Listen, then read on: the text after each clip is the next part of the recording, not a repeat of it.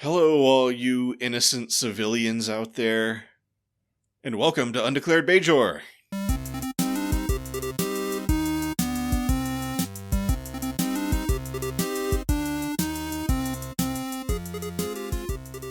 I feel like that implies something about, like, if you're in the military, we don't like you this week. We also like... We like everybody. We like the troops. But, just a special hello to those innocent civilians. Not saying that if you're not a civilian, you're not innocent. Okay, bases covered. Guilty civilians, yeah, Yeah, we'll take you on a case-by-case basis. Yeah, exactly. It depends. My name is Fletcher. About to say hello is Data. What up? Today we're going to discuss and review Star Trek Deep Space Nine, Season 4, Episode 18, Rules of Engagement, alternate title, Perry Spacin'. Excellent. Okay. Excellent. Yeah. As always, you can expect full spoilers up through the episode being discussed, and a possible small number of minor spoilers for later in the series, but we'll keep those to an appropriate minimum. Everything else will be spoiled. Rules of Engagement originally aired on April 8th, 1996, which is, I think, 6 weeks after the last episode. Yeah. Let me tell you, I'm looking at Wikipedia, and some grim stuff happened in those 6 weeks. Oh, goodness. It was filled, there's all kinds of, massacres, suicide bombings, natural and other type disasters. I'm just going to read... I'm not going to list it all, but I'm going to read a few things here. Okay. That I feel like are kind of relevant. So on February 29th, February 29th, Yeah. 1996, which was a leap year, checks out. Yeah. Fawcett, Peru, Flight 251, en route from Lima to Rodriguez Bolon Airport, crashes into a mountain near Arequipa. All 123 people on board are killed. Dude, they should have known there was a mountain there. Yeah, so when you see a mountain, fly over or around that. Just a tip to pilots. Yeah. Pro tip. And then I'm just going to skip over all the horrible stuff that happened in March. April 3rd, a Boeing 737 military jet crashes into a mountain north of Dubrovnik, Croatia. All 35 people on board are killed, including United States Secretary of Commerce, Ron Brown. Ouch. You see, mountains, over or around. We talked about this already. But it's 2 airplanes crashed into mountains. Is there a pattern? What if this episode had been about a ship crashing into a mountain? A ship did crash into a mountain, or it crashed in the mountains. In the episode. Oh, that's true. So, yeah, no. So that's what I was like, ooh. Also, on April 3rd, after what was at the time the longest and most expensive investigation in the history of the Federal Bureau of Investigation, Ted Kaczynski, also known as the Unabomber, is arrested after a tip-off from his brother. Oh, see, that's a good thing. Yeah, that's a good thing. Except for all the stuff he did. Well, yeah. And they should have caught him, way earlier. Or it would have at least been nice. Okay, so back to this episode. It was written by Ronald D. Moore, but story was by Bradley Thompson and David Weddle. Yeah, so apparently this is a whole story about these guys. Good. So let's hear it. The note is, the origins of this episode are found indirectly in Ira Stephen Bear's love for the films of Sam Peckinpah. I think we've heard this fact before. Yeah, that we knew. In 1994, Bear read the new Peckinpah biography written by David Weddle. He was so impressed with the book that he invited Weddle to the Paramount lot to have a look around. While touring the DS9 sets, Weddle suggested to Bear that he pitch a show, and Bear was thrilled. Weddle then contacted his film school writing partner, Bradley Thomas, and asked if he'd like to join him in putting together a show. At the time, Thomas was studying computer failures and what happens when major computer systems don't work the way they are supposed to. A particularly good example of this being Iran Flight 655, when in 1988 the U.S. Navy vessel, the USS Chens shot down an Iranian passenger aircraft, killing all 290 passengers and crew. Ouch. The U.S. government claimed the computerized missile mistook the aircraft for a fighter jet because it wasn't where it was supposed to be, and because the pilot wasn't listening to the frequency on which the Vincennes was broadcasting a notification. It was upon this incident that Weddell and Thomas based their story of a Starfleet vessel destroying a civilian ship because it entered a combat zone. So, wow. After this, funnily enough, these two would go on to write 12 episodes of Deep Space Nine. Because Ira Steven Behr was so impressed with their stuff on this episode that he offered Weddell, the author of the Peckinpah novel, a staff writing position. And then he was like, "Hey, can my friend come and write too?" And they're like, "Yeah, okay, sure." Yep. So, just to summarize again, he wrote a biography of Ira Steven Behr's favorite director. Yep. And it got him a job on Deep Space Nine and his friend. So, good job. Yeah, go out and write stuff. You never know what'll come of it. Yeah. They also both go on to write other Deep Space Nine novels and things like that. And I think this is indicating that they work with Ronald D. Moore on Battlestar Galactica later. So. Oh, wow. This just got them on the path for the rest of or for a long time rather, not so the rest forget of their that lives. writing biographies. We went into the sci-fi world. You could do that too. It's okay. They would later go on to CSI Crime Scene Investigation, Falling Skies, Defiance, and The Strain. Ooh, always partnered up though. Yeah. I mean, let's see. Falling Skies. Which one is that? Okay, hold on. For some reason, I feel like this sounds like a thing that we've talked about before. And I don't know why. I think you're right. The Strain was that failed vampire show, right? Falling Skies, set in a post-apocalyptic era, executive produced by Steven Spielberg. A former history professor who becomes second in command of the 2nd Massachusetts Militia Regiment, a group of civilians and fighters fleeing Boston in the wake of an alien invasion that devastated the world. What year did that come out? This came out... it had 5 seasons, so it was on for a while. Was that the one where the aliens were called, the Skitters or something like that? Well, it started in 2014, 2015? Or is that when it ended? I think I might have actually seen, part of the first season of that or something. That's when it ended. The series premiered in 2011. Okay. Let's see. What do they call? The aliens include mechanical attack drones called mechs, a species of 6-legged beings known as skitters. Okay. They control the mechs. Wow. And a mysterious species known as the Overlords, or Eshpenai. Okay. This is all sounding familiar to me now.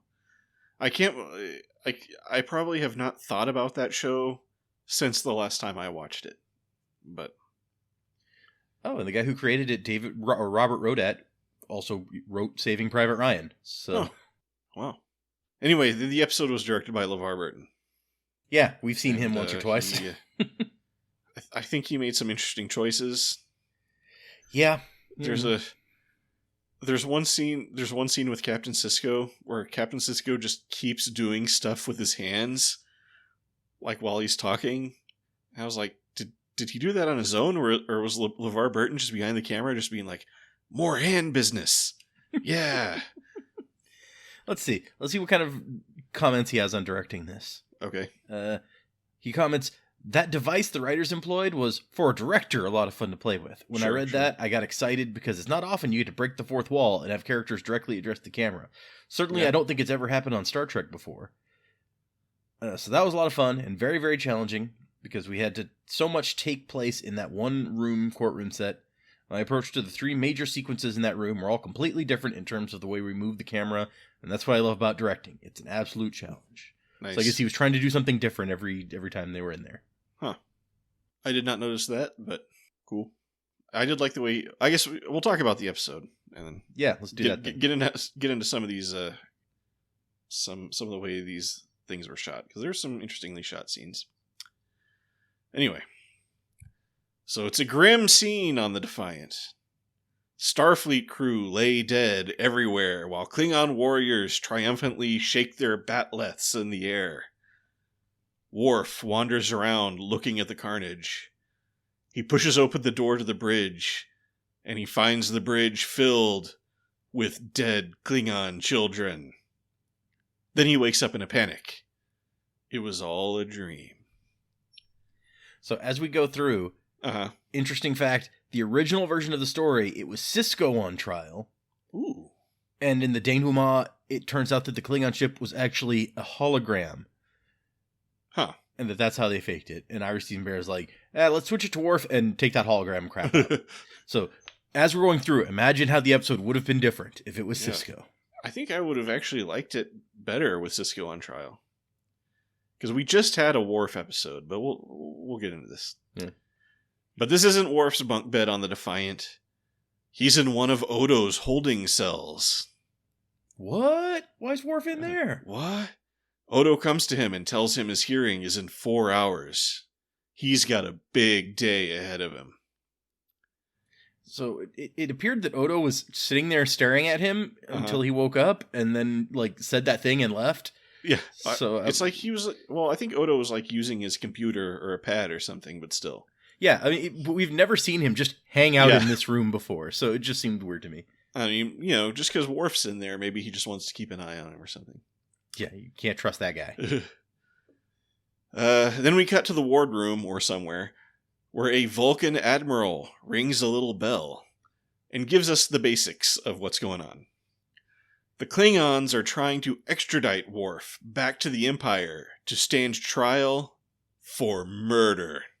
Arguing for the Klingons is Advocate Ch'pak, who accuses Worf of ordering the Defiant to fire on a defenseless Klingon transport ship, killing all aboard. What? Sisko, playing defense attorney, adds some crucial context. The transport in question decloaked right in front of the Defiant in the middle of a battle. Why is the civilian transport cloaked? This is dumb.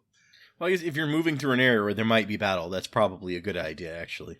Well, I mean, in the real world, people, civilian workers in combat zones, make every effort to make sure that they're identifiable as non-combatants. Okay. For this exact reason. So, after hearing this, and after everybody agrees to these facts, there's really no version of the story that will make me not take Worf's side, but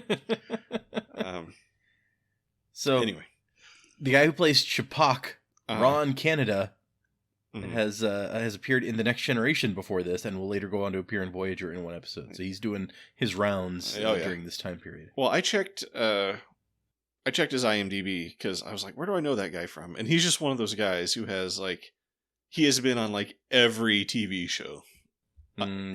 For one episode. So I was like, okay. It's I don't think I could ever identify one of those, but if you see pictures of him without his makeup, you're like, oh yeah, it's that guy. Well, I mean, I think the Next Generation episode he did was without his makeup, and it was I think that's the episode where they're a society of clones of each other, and so there's just a bunch of him walking around. Ah, what episode was that? The Masterpiece Society. I might need to revisit that one. So, after these two brief speeches, during which Worf does nothing, Worf's, quote, big day is over, and the judge calls a recess until tomorrow afternoon. Yeah, it was so bizarre. I was like, but we just started the trial. Why are we stopping till tomorrow? What a big day that was, Odo called it. Although, in Odo's defense, I probably would have assumed it would be a big ordeal, too, so... Yep. So Sisko meets with Odo and asks him to use his contacts in the Klingon Empire, which... Has he talked about these Klingon contacts before? I don't know. Maybe when we had those Klingon spies or whatever, did he have contacts, or was that one of those times Bajoran intelligence came through and was like, "Oh, these guys are Klingon spies"?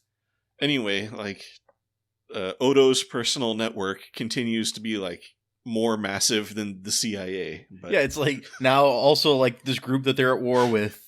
That he's really had minimal to do with, except to arrest them when they get drunk on the station. He's got contacts. Maybe that's what he does. Guys come and get drunk on the station. He's like, look, I'll let you go, but you owe me. Yeah, those Klingon intelligence guys, they might they might be all flipped for him now. He's been flipping spies left and right. That would be awesome, actually. Odo's running like a Hogan's Heroes thing out of DS9, like his whole secret spy operation. I want to watch that show. Yeah, that'd be cool. It's like Star Trek Odo. So anyway, these he wants them to use these contacts to dig up dirt on the captain of the transport. That way they can blame the whole mess on him. So just make up a story and dig up some evidence to support it. That's how we're going to do things this time around. Yep. Then Chapok comes to Sisko and lays out the Empire's entire evil plan for some reason, which is to use the incident to build sympathy, which they will then cynically exploit to strengthen their foothold in the sector and just basically go around wrecking stuff. Then we cut to tomorrow afternoon. Chapok announces that he will accept all accounts of the Starfleet officers involved in the incident, which, like, again, if I'm judging this, I'm like, okay, trial over. Yeah, that's what's like Sisko and Worf are like, oh, awesome. Yeah. Okay. But he wants to prove that when Worf fired on that ship, he was doing it as a Klingon in his heart, not as a Starfleet officer. And thus he deserves to be put on trial by Klingons. Sisko barely knows where to start on how dumb that is, but the judge is like, I'll allow it.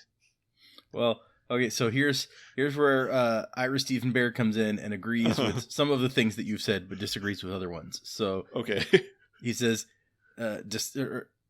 he's not happy with how the show turned out. Is the upshot? But he says, although it did get he did offer those two guys a job because of it. It's true. He says, I mean, they just had the story idea. It's Ronald D. Moore's fault, I guess, for writing it. But no, he's accepting his own share of the blame here. He says, we got totally focused on structure and how it was going to work, all the nuts and bolts. Big mistake, but it happened. And now it's a show that just didn't work. We did a show that was based on the intent of the defendant, just as the American legal system is. But then we left the defendant out of the show. Worf just sits there, staring into space. It's clever on a certain level, but it's pretty hollow as drama. When we watched the final cut, our collective jaws just dropped, and our basic response was, so what? Ronald D. Moore then says, yeah, we got blinded. I was really intrigued by the writer's device. What went by the wayside was Worf. Worf doesn't speak for chunks of the show, and the guy on trial is barely in the episode. Kind of like that Dax episode where she's on trial. Very similar to the Dax episode in that respect. Except that Worf gets some better stuff than Dax did. So yeah, I feel like there's a little bit more of an attempt to examine Worf's character with this episode. And I don't know if you noticed, but Worf only gets to wear his baldric in the opening scene of the hearing. Huh. And there was an omitted scene from the episode that was in the script, so I guess they didn't even film it, where after the opening statements, Chapok is like, no, Worf shouldn't be allowed to wear his family baldric until the hearing is over. He is dishonored among our people, and I am offended by the sight of him wearing Klingon emblems. Ah, okay.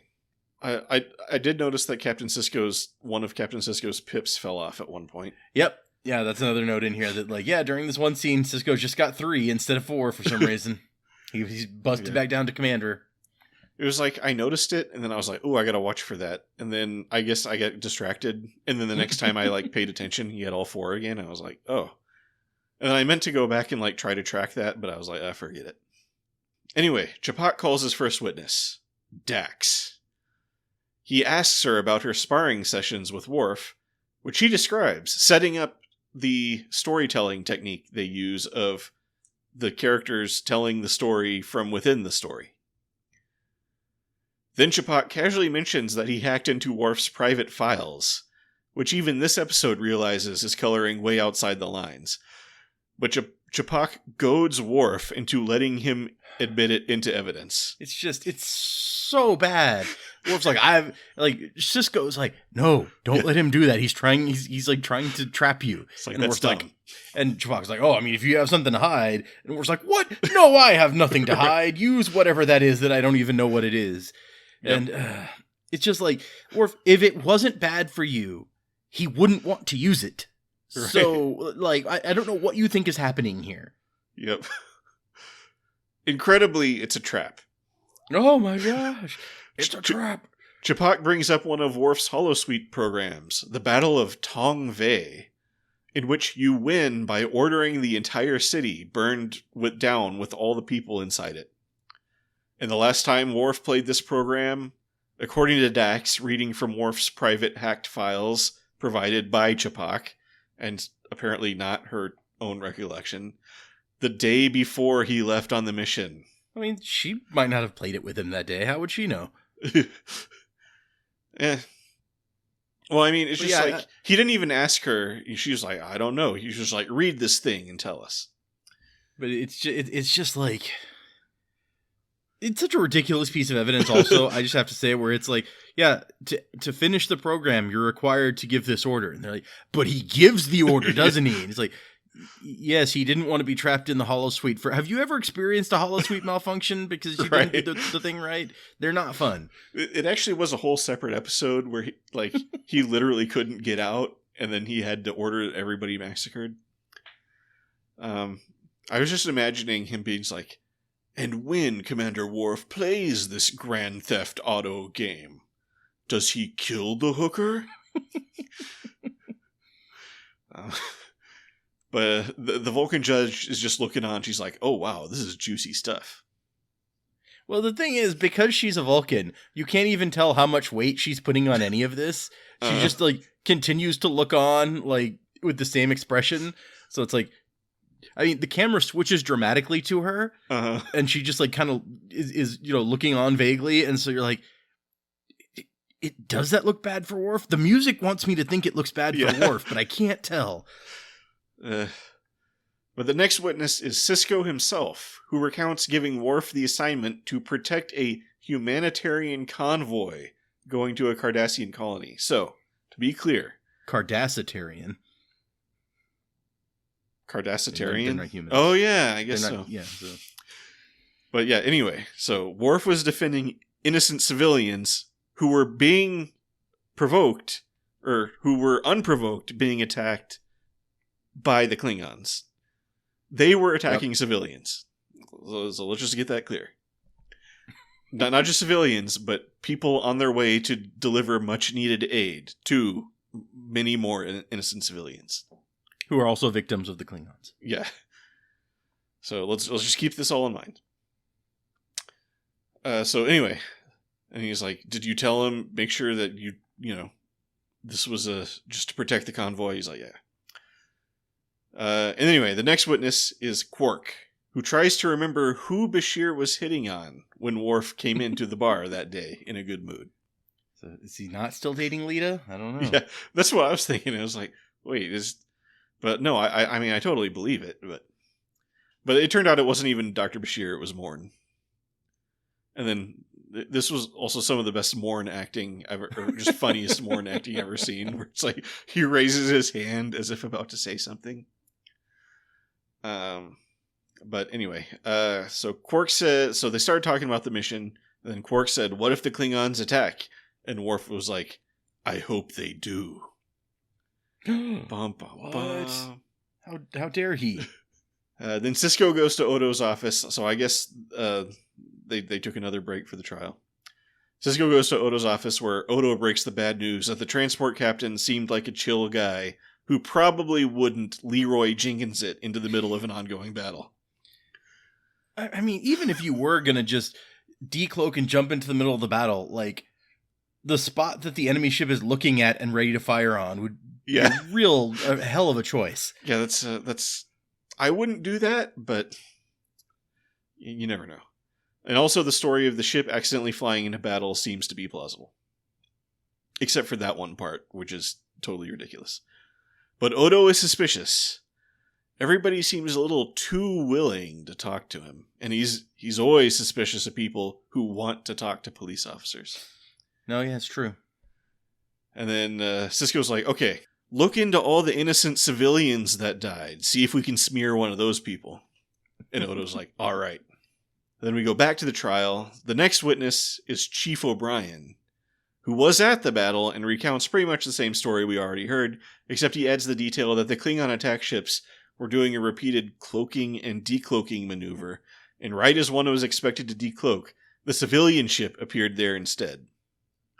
which just more and more I'm like, what is this trial about? But Chapok presses him on if he would have made the same decision to fire if you were in command. And O'Brien bafflingly says no. Well, I mean, given what Sisko says at the end of the episode, no, I believe that, like, Starfleet training, that O'Brien's call is the correct one. I'm still not convinced that Starfleet could be this stupid, but and it also kind of plays with the episode gimmick in a fun way, where O'Brien narrates from inside the hypothetical situation. So and later, Sisko is sitting in the Replomat. I think they took like a lunch break or something, when Chapok comes up and advises him not to put Worf on the stand. Instead, he proposes that they just hand Worf over to the Empire, and Chapok will switch sides and become his defense lawyer. Don't worry about all that stuff I said earlier about the Klingons using this as an excuse to cause mayhem. I was just joking about that. I mean, he's telling Sisko, it's like, you've basically already lost. So, at this point, it's just damage control. So, you can't avoid what I said earlier. So, what's interesting to me is the way Chapok plays it, because before this episode, I would 100% have bet that, like, lawyer would be way down the like rungs of respect in the Klingon Empire. But he treats these, like, he treats the courtroom as, like, this honorable battle, and he's like, oh, that's all I'm interested in. He has the lust for battle, but it's the battle of the courtroom. Right. Which is how, I guess, a lawyer in Klingon society would have to view it. So right, yeah, it's interesting to me. And also, I don't know that we've ever heard of any legal proceedings. Well, no, that's not true. We totally saw in, like, Star Trek. Yeah, Star Trek 6. Yeah.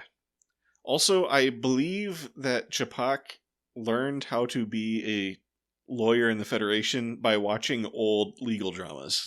Yeah, probably. Because it's just like he's just always doing this thing where he's like tinting his fingers together, and then he's like, interesting. Is it not also true? And I'm like, okay, come on, dude. Maybe he watched a bunch of holovids on the way over here. Yeah. He's like, this Matlock I like. Very honorable lawyer. Great warrior of the legal battlefield. Yeah. I like the note that this is, like, after O'Brien's testimony, this is actually the second time that a Deep Space Nine crew member is wrongly accused of a crime by a foreign government as a means of discrediting Starfleet. True. Because of what happened to O'Brien in Tribunal. So anyway, basically, Sisko shuts down that idea that Chapok was pitching. And then on the way back from the lunch break, Sisko is pulled aside by Odo, who reports that none of the dead children on that ship was a crazy loose cannon type either. Yeah. I do like, as he's leaving Chapok, he's like, but you've told me one thing, that you're afraid of something Worf might say. And I don't think given what we see Chapok pull on Worf when he gets up there, I'm like, was it all like a reverse psychology thing where he's like, right. You don't want to put Worf on the stand, when really he does want Worf on the stand. True. I think Chapok knew what he was doing there. Although, I guess really, if Sisko is already planning to put Worf on the stand, and he knows that, then there's no reason to reverse psychology him. Well, maybe he just wants to seal the deal. He's like, maybe he'll realize that's a bad idea. But yeah, then it's Worf's testimony. So after Worf tells the same story again, Chapok starts taunting him about being an outcast from the Empire. He's like, your house was brought down, your brother died or something, I don't know. It's like, don't you want to show the Klingons what's what by intentionally firing on a bunch of civilians? And then the judge is like, stop that. And Chapok is like, oh, sorry. But then he just keeps going. Yeah, no, he just keeps pushing, and screw you, Judge. I do what I want. So, he asks Worf what it's like to tell his son what a loser his dad is. And then in one of the most hilarious moments in Star Trek history, Worf gets up and punches Chapok while Sisko yells, Worf, no! I was like, oh, yes. Come on, Worf. You've got better self-control than this, I swear. Yeah, that's true. I mean, this is I don't know what's going on with Worf in this episode. But Chapok is how many times have people insulted you? Yeah. And, like, your family was dishonored for, like, a long time. Yeah, but Chapak is like, aha, see? After I subject you to a tirade that should have landed me in jail for contempt, you punched me. I rest my case. Even though his case was already rested because Worf was called by Sisko. Unless the rules of trials in the future work differently. I don't know. Well, I mean, he first gets Worf to say that, like, that Worf claimed that he's so honorable he would never attack a defenseless person. True. And then he gets Worf to attack a defenseless person. And so I think that one was some pretty spot on. Although, honestly, it's like, are you more defenseless than Worf? You were both unarmed Klingon warriors. So I don't... Yeah, I mean, that totally doesn't track, because... Yeah, it's like you're obviously trying to provoke a fight, so I don't know. It's not like Worf stabbed you with a knife or something. Worf just pulls a knife that he's been bringing to the trial every day and goes for him. That would have been a great twist. Worf, no! I stab you now. Odo let you keep that in the holding cell? Jeez. Anyway, the judge goes off to deliberate, and Sisko records the captain's log, where he's like, okay, I gotta say, this trial is not going well. But then Odo comes in with a pad and is like, good news. One of those children was evil after all. So they call the judge out of her deliberations and present her the exonerating evidence. No, wait.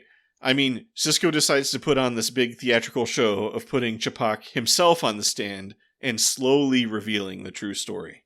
Like getting Chapak to admit that it is possible that these things Right. that happened. Based on this incredibly persuasive evidence that we uncovered. Yep. But so yeah, the true story is all the people who died on the transport were also coincidentally all on another ship a few months earlier that crashed in the mountains of Galorda Prime. But amazingly, they all survived. So, like, was this on the news, or... Well, apparently they were first reported dead, he says. Uh-huh. And then they miraculously weren't dead after all. So, okay. Is he trying to say that they faked them being alive and then put them on another fake transport? Or is he just saying they just kind of like copied the names of those people who died? I think the idea is that this transport was lost. They're like, okay, yeah, they're all dead. And then someone somewhere got the idea and was like, wait a second. If we make them, if we say they're still alive, we can then use them later on to discredit the Federation, and without, having to actually kill a bunch of people. But won't all their friends and loved ones be suspicious when they don't ever see them? This is an excellent point. Yep. And then also, won't they be suspicious when their friend who was in their Oceanic 6 friend who was rescued from the mountains of Galorda Prime later had another plane crash or spaceship crash? Which is, I guess, also what people would have thought in Lost when they got into a plane crash the second time. Spoilers for Lost. Right. When they were on a second plane that also crashed. All their friends and family are also Klingons, so maybe they've all informed, hey, this is for the good of the Empire, just go with it. Yeah. And if some Bajoran cop calls, be very happy to give him all the information. Right. Yeah, I don't know how this is supposed to work, so... This is like stupider than the 9/11 truther conspiracy theory. It's like, they landed on an island somewhere and then they shot the building with a missile. And it's like, what? What? How does that make any sense? Or like the people who believe that the crew of the Challenger are all alive because they found similar people with the same names. It's like, so you believe that they... Like, after the Challenger supposedly blew up, they just all went back to their regular lives under their same names. Or they went back to new lives but kept their old names. Right. It's like, okay, we're going to put you in the witness protection program. You're going to keep the same name. Well, it's that scene from The Simpsons where it's like, right. Your name is Homer Thompson. Right. And he can't get it. Oh, that's also, all of them. Also, is the writer of the episode Bradley Thompson or Bradley Thomas? I might have written it down wrong. Hold on. Let me go back and look. Bradley Thompson. Okay. I think one of us said Thomas at some point, and I was confused.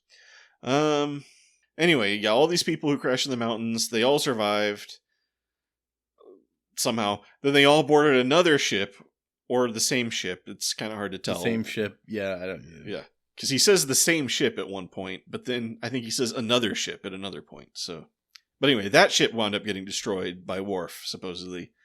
And then Sisko's like, isn't it possible that this was all a huge false flag operation designed to discredit Worf? And unlike Gul Dukat, in that one hearing episode when he realized the jig was up and he just got up and walked out of the room, which is what Ch'pak should have done here. Ch'pak is just like, yes. Like Ch'pak is in his role as, warrior of the courtroom. He can't just leave. That would be true. Cowardly. That would be dishonorable. Yeah. Okay. Yeah. He's not dishonorable, so he has to be like, yes, that's possible. He's not Gul Dukat, who can just be like, okay, I'm out of here. You figured it out. Bye. Yeah, Gul Dukat can be dishonorable all he wants. Oh yeah, he's a Cardassian. Nobody cares.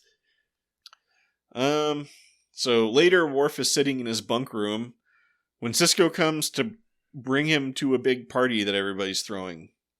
And then this is the part where he's doing all his crazy hand business that I found very distracting. But Worf isn't in a party mood. And he admits to Sisko that actually he was thinking about vengeance when he fired on that ship. And then Worf said he should not have taken the mission. Also, he should have checked the target before he fired. And then gotten confused by the fake sensor readings long enough to get him and his whole crew of the Defiant killed. And then Sisko's like, yeah, you acted like a reckless monster, shame on you. But you realized your mistake, so you'll make a great captain someday. Now let's go party and make the troops happy, whose life you saved with your absolutely correct tactical decision, but also that you should be ashamed of.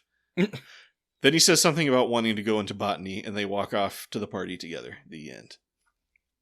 See, I think that end section is my favorite portion of the episode, where Sisko, who's been in this position where he has to defend Worf the whole episode, gets to come out and be like, yeah, no, you're damn right that you were wrong, and you fucked up.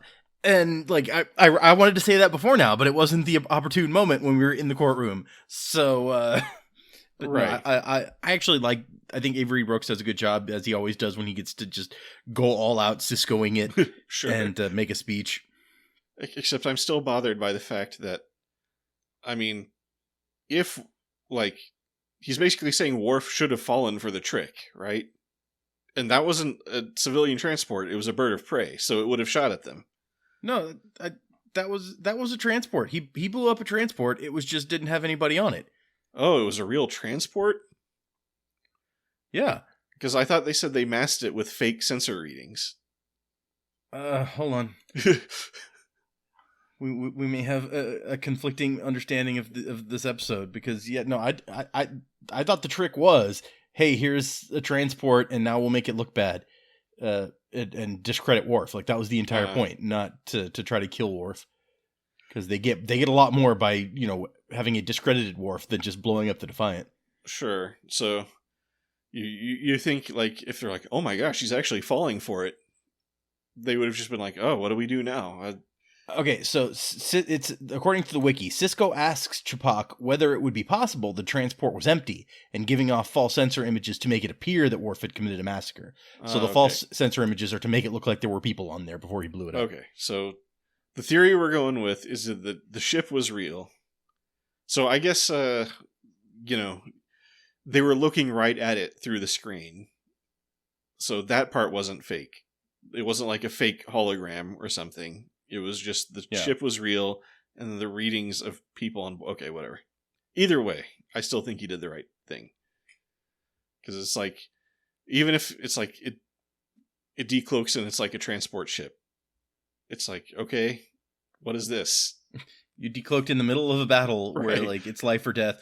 I get your perspective, and I probably would agree with you that generally speaking, I think that it's the right call to... It's the ship decloaks right where the bad guy ship is going to decloak. Right. You're pretty sure.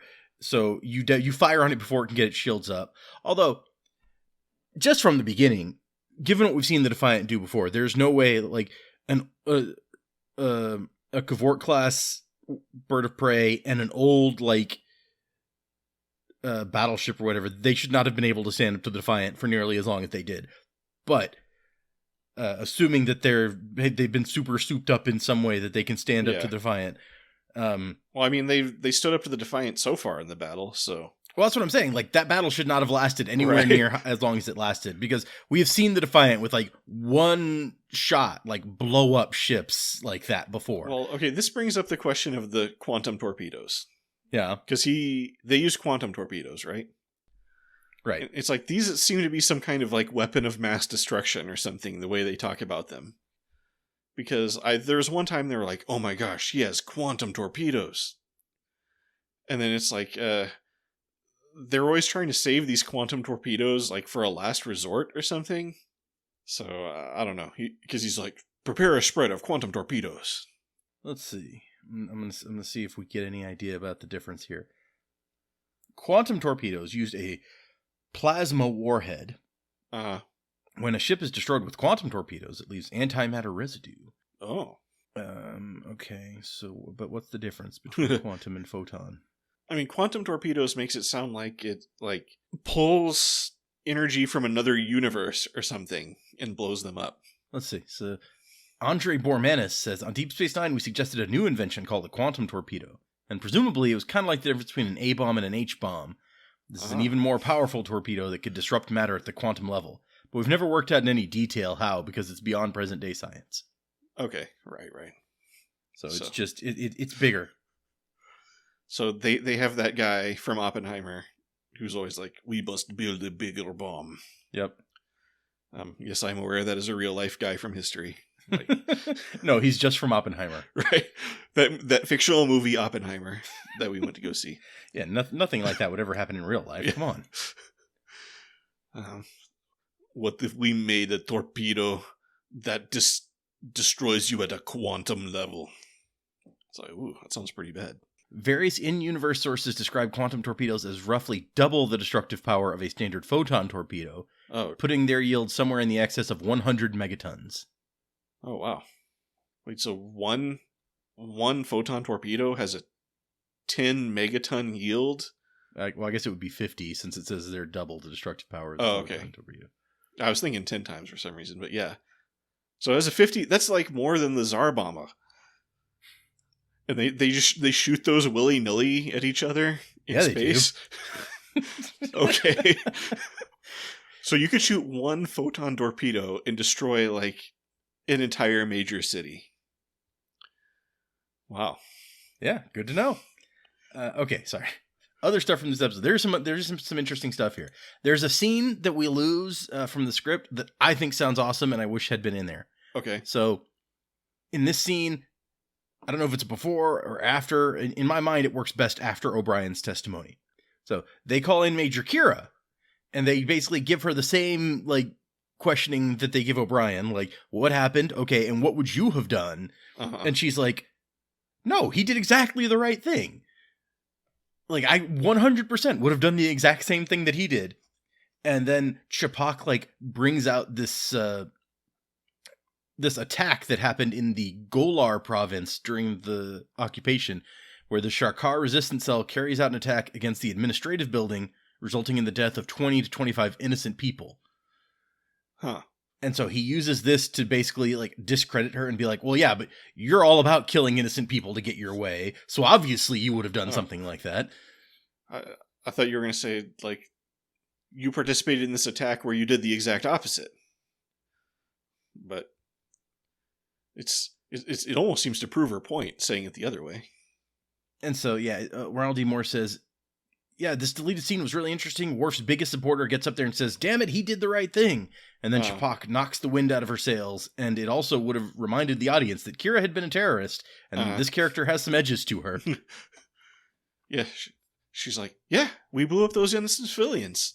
Like, F them. They were in the administrative building. And so, yeah, in case you were going to forget that Kira was a terrorist, which I feel they say all the time, but whatever. Yeah. Although she's been so nice lately. Yeah. Let's see. LeVar Burton and Glenn Neufeld were inspired by Rashomon while filming this episode. I kind of thought about Rashomon, but I mean, the point of Rashomon is that everybody remembers it differently, and in this one, everybody remembers it exactly the same. So, I've never actually seen Rashomon. So. Didn't we watch Rashomon one time? I don't think so. It's like the whole thing is like everybody. It's like a trial, and all the witnesses remember what happened completely differently, like radically differently. And also, at one point, they call the ghost of the murdered person to give their version of the story, who tells their story through like a medium or whatever. Wow. I mean, I guess use it if you got it. Yeah, I know. If the ghost is willing to come testify, I totally want to hear what they have to say.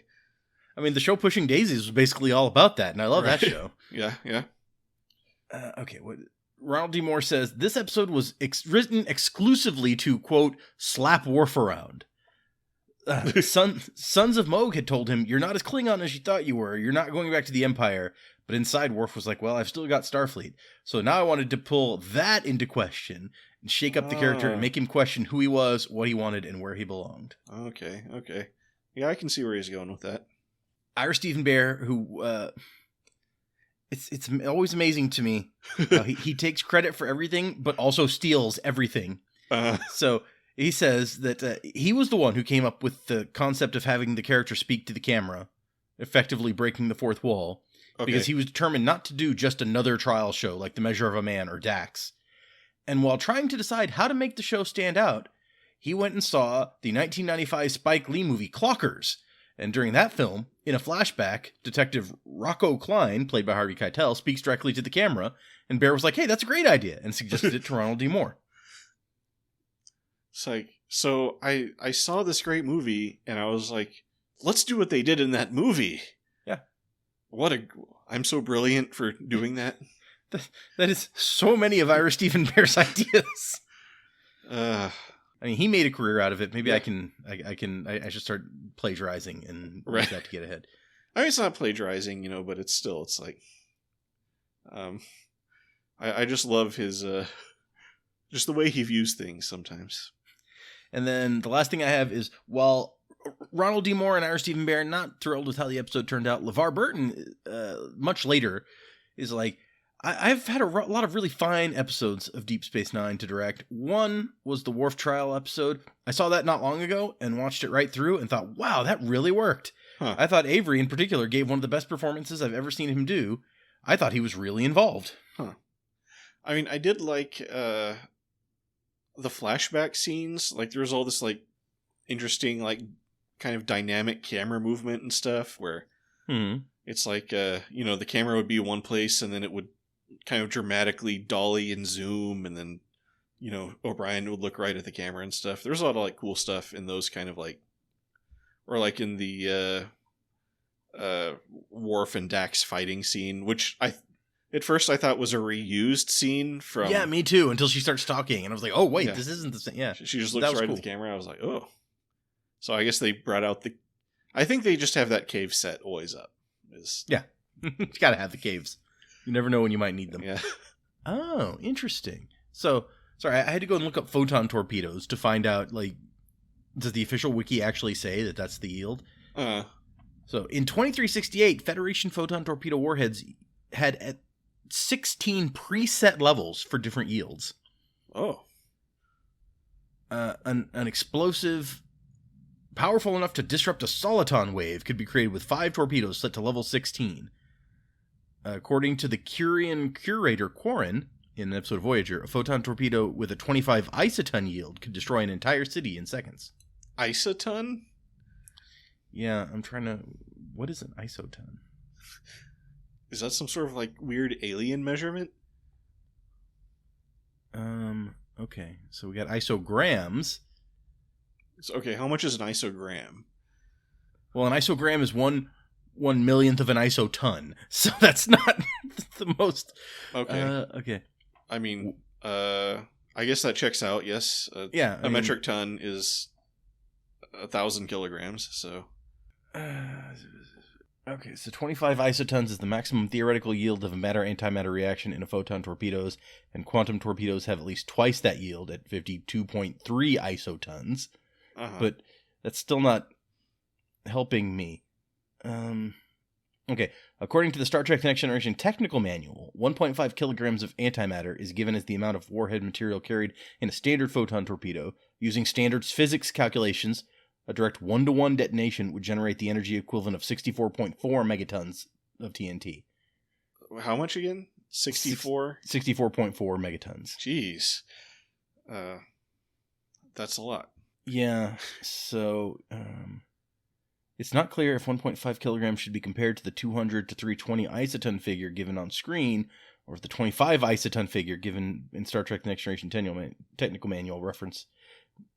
Oh. Okay.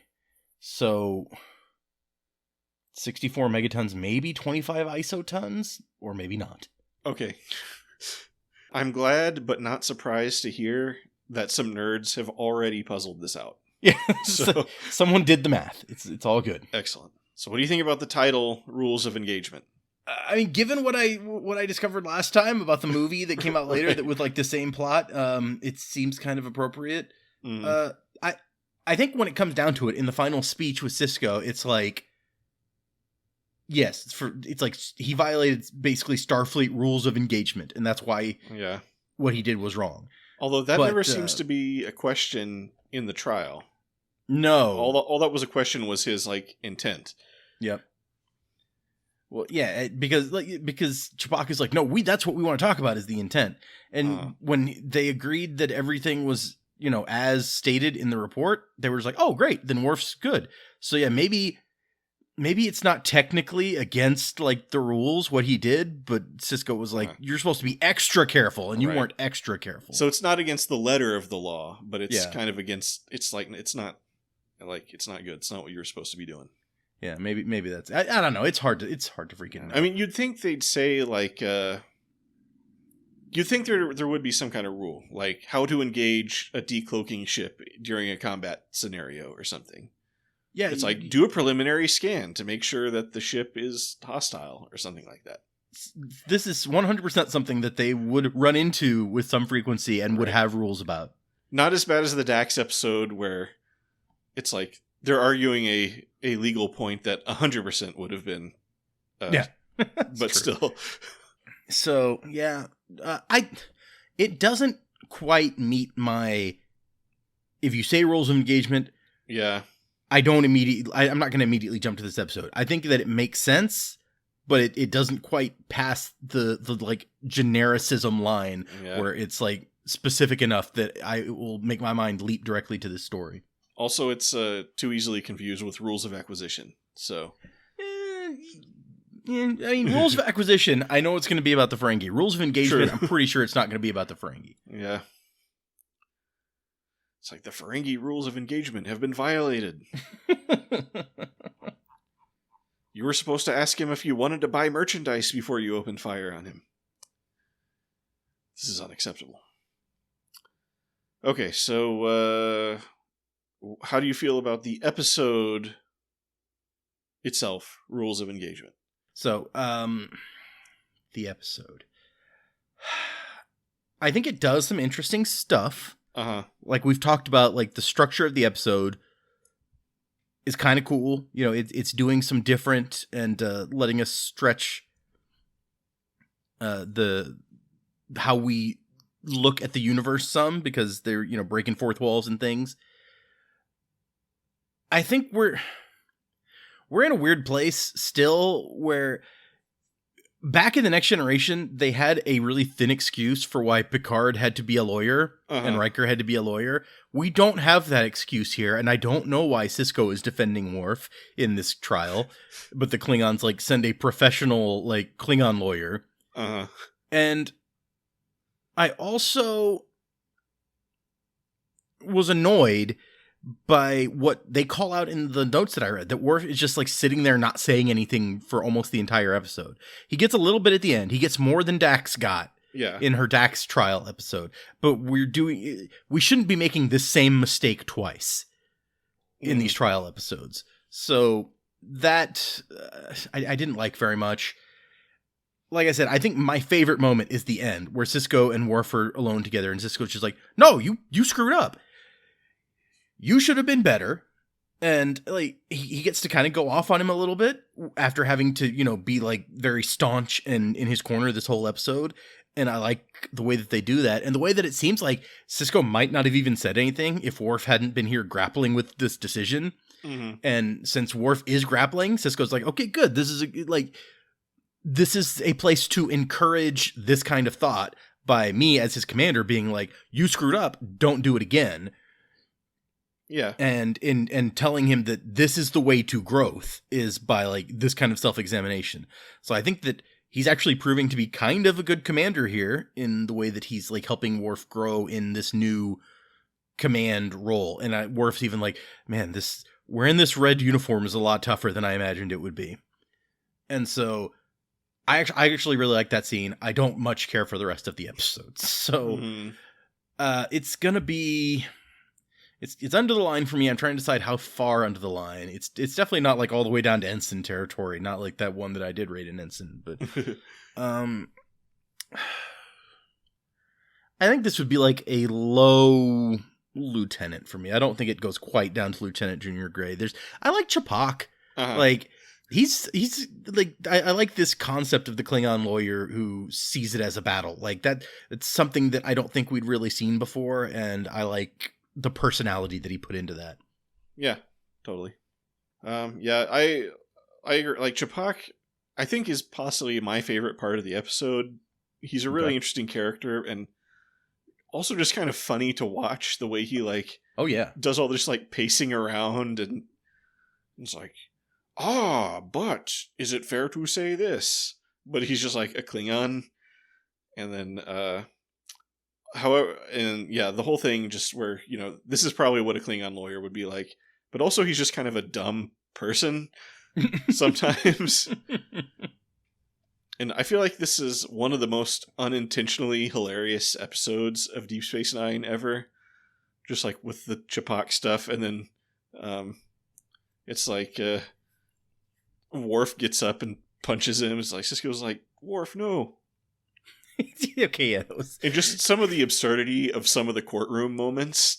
It just, I was laughing a lot during this episode. Otherwise, I was just like, why are we doing another Is Worf Klingon or Federation episode, like 3 episodes after Sons of Moog? Although hearing Ira Stephen Bear, whoever that was, give that perspective, I kind of appreciate it a little more, but I think maybe we could have waited a little more time to get that. Sure. And I really like the trial technique, and also, like I said, a lot of the kind of the way the camera was done and the editing in those scenes and stuff like that. I thought that was really cool. I just wish it was in service of like some sort of like cool mystery where everybody's giving their, like, maybe a little bit more Rashomon-y, where everybody's giving their own perspective of what happened, and it's like, ooh, yeah, and it's like you pick out from the slight differences, like what really happened somehow, or like that's how you tease, or everybody noticed a little bit more of a, like, every time you get another kind of like key detail that other people didn't notice or something like that. So yeah, although I do approve of them trying cool stuff like that. See what else do I got.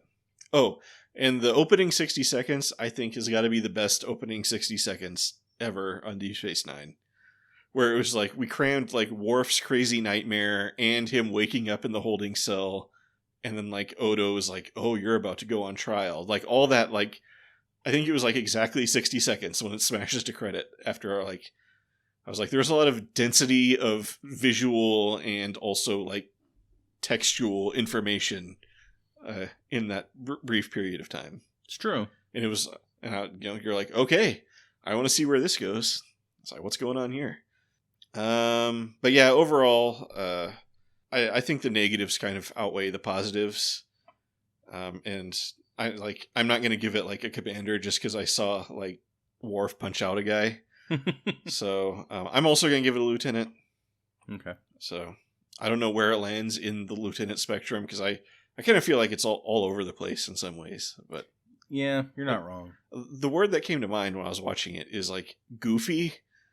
Like there's a lot of goofy stuff in this episode, but I mean, the whole thing where like Worf's kind of realizes, like, hey, maybe there's some truth to this. There is some, like, good stuff to that, but where he's like, I had thought of myself one way, but maybe, maybe there's this other part of me I wasn't paying attention to or stuff. That's always, good character stuff, so. Yeah, it's true. Anyway. I'd kind of forgotten about the opening until you said that. It feels a little overdone to me, to be honest, but I see your perspective.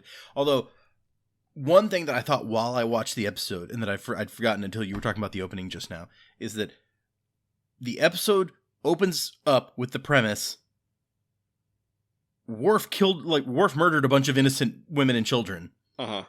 And right from the start, I'm like, no, he didn't. Right. There's no way we end this episode with you being like, yeah, I mean, Worf killed a bunch of kids, but we're going to let him off the hook. Like, that's not going to happen. Right. So something is good. You're asking for too much suspension of disbelief from me for the beginning of this episode.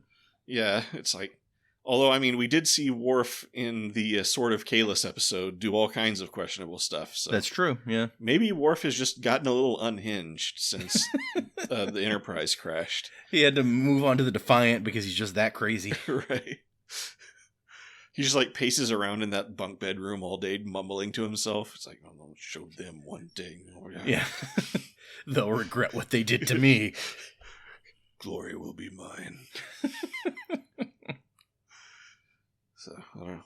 I wish I had taken that sword. Anyway, what do we have to look forward to on the next episode? So for the next one, you have to think, like, Count of Monte Cristo.